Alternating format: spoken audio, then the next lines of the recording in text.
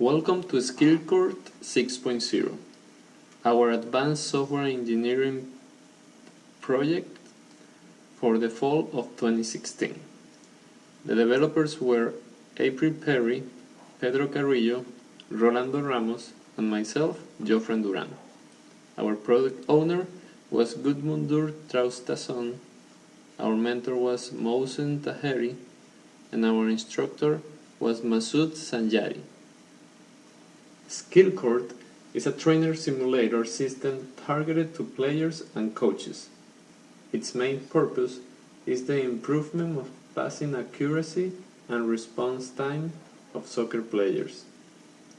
To play it, an Android app connects to the physical pads and the player starts hitting the pads that light up in green with a soccer ball. Then the app registers the hits in real time and show and save some statistics. The purpose of the project was to create an interactive soccer simulation application that provides a range of customizable options for a more profound platform for players' training and coach interactions. There were previous builds of this app, and the 5.0 version was coded in Java PC. The first limitation was that it needed a wire connection to the pads. It wasn't very versatile. Hence, there was not much room for extensibility. Just a set amount of pads and small amounts of pads could be used. The wireless connectivity was needed, either by Bluetooth or Wi-Fi. It didn't save a history of games played by a specific user, so there was no post-play or coaching interaction.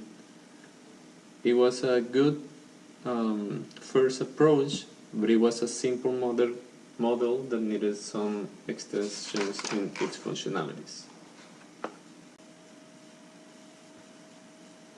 During the fall of 2016, we developed this system under Scrum, dividing the user stories or use cases into sprints. There were 7 sprints in total. Here you can see the 6 sprints that included developing. The latest one was document preparation.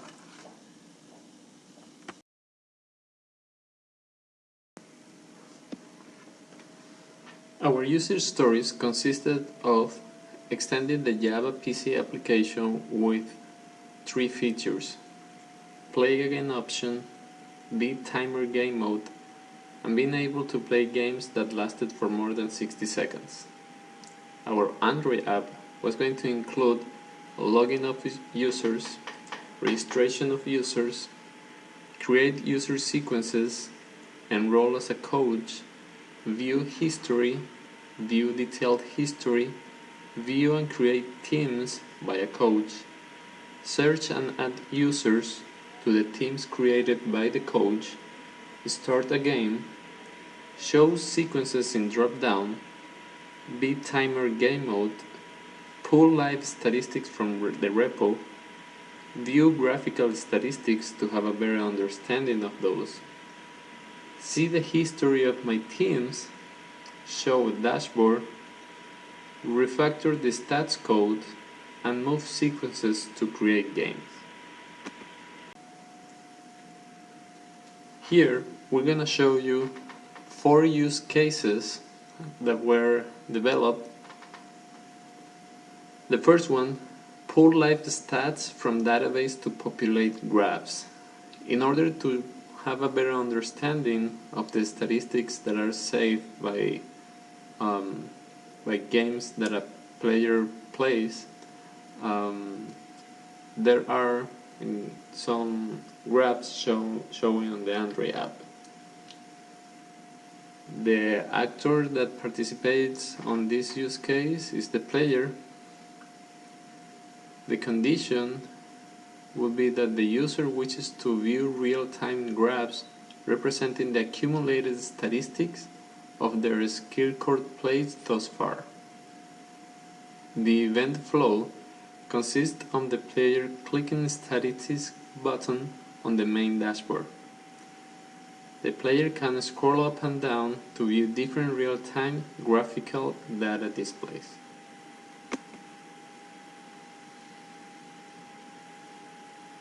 To play a game by a player, the entry condition would be a player wishes to play a game in a skill court to improve his soccer skills.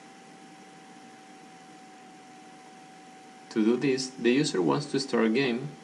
The user configures his game with selecting the game mode and the time that he wants to play, and the user starts playing his game on a peak game mode. The following use case has the actor of a coach, and it consists on view and add teams. For this, the coach wants to see all the teams he has created and want to create new teams.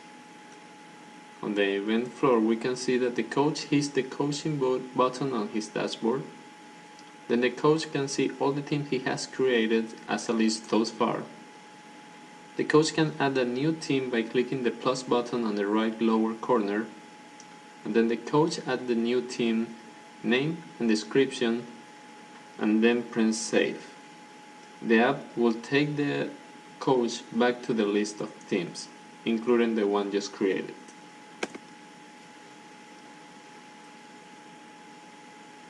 Lastly, we're going to show you move sequences to create game page. This is done by the player. On the entry condition, we have that the user wants to see save sequences in the drop down.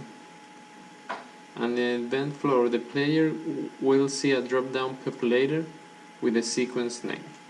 The player can select or save default sequences.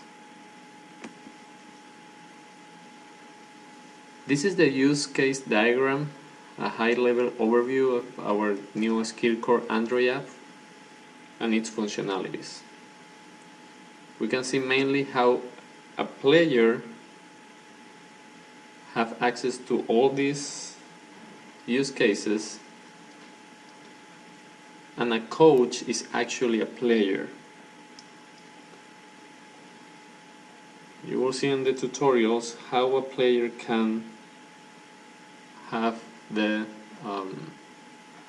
role of a coach.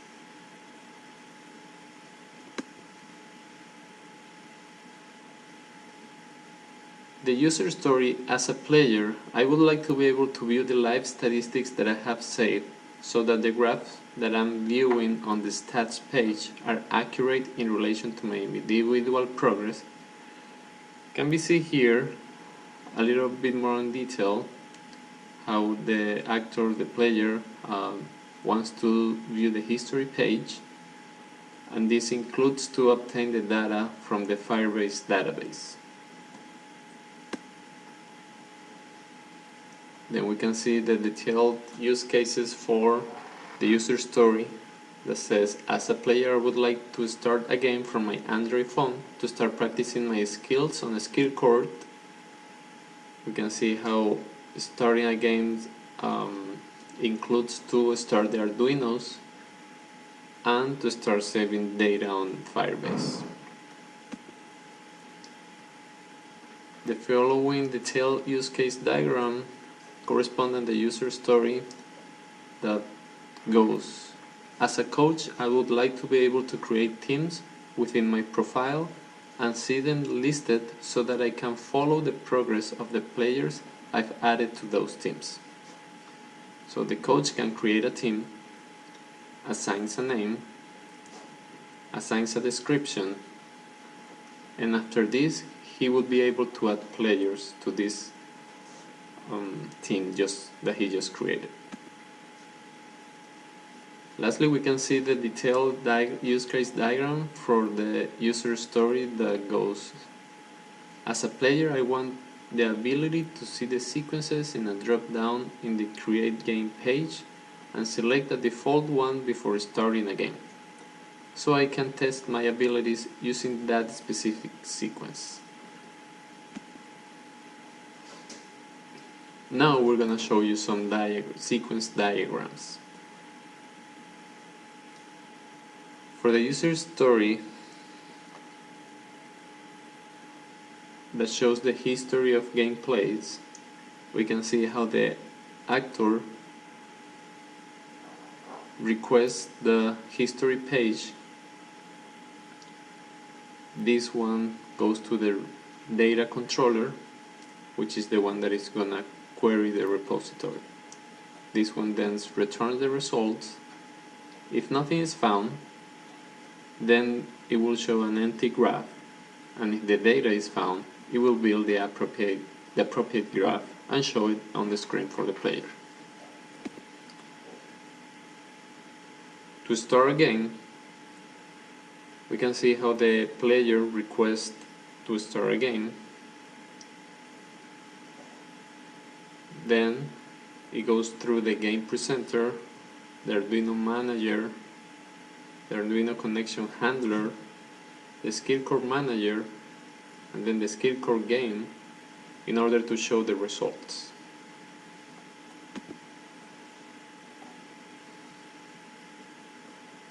We can see here how to create a game, get the sequences from the Firebase database, return the results, set the default sequence, get its name, and then it shows the selected sequence. Lastly, for a coach to create a new team, fill out the form, send the data through a controller to the Firebase database, and then it brings it back from the database to show it on the list of teams created. Here you can see a detailed class diagram of the user stories that we've been studying so far. You can notice some of the or all of the classes used in order to develop this user case.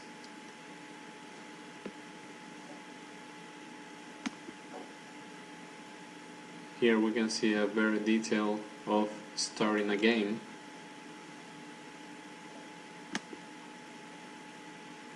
Then a detail of how to view the list of teams created.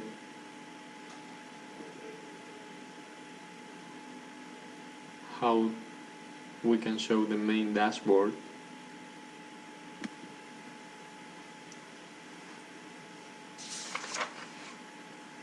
And now we're gonna see some test cases for the user stories that we've used as an example for this presentation.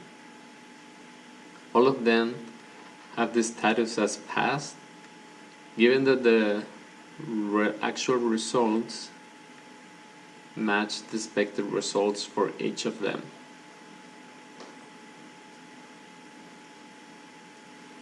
Lastly, we're gonna show you some screenshots of the app. You can see the main dashboard, how to start a game. Then it shows what is being shown on the screen while a game is being played.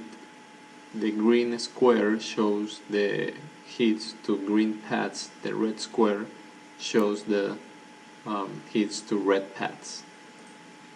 It will show you the total hits, the accuracy, and then your final score. Then you can see also an overview of your skill level and the graphs that we talked before.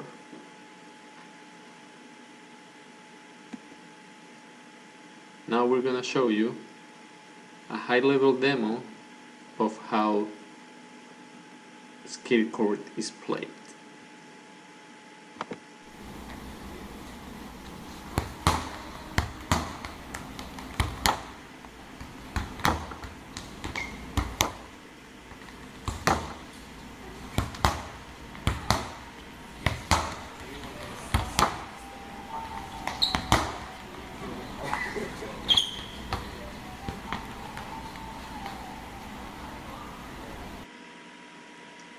Thank you very much for watching our video, and good luck.